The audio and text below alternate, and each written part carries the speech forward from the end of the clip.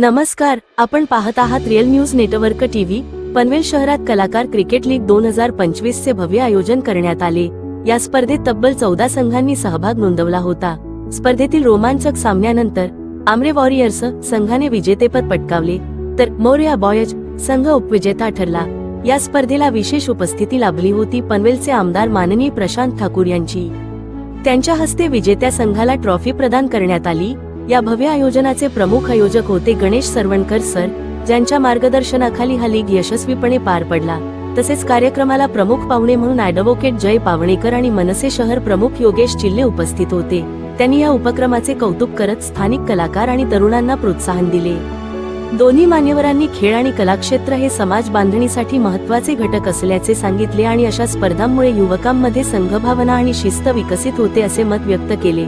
संपूर्ण कार्यक्रमात स्थानिक कलाकार, तरुण खेळाडू आणि क्रिकेटप्रेमी यांचा उत्स्फूर्त सहभाग पाहायला मिळाला।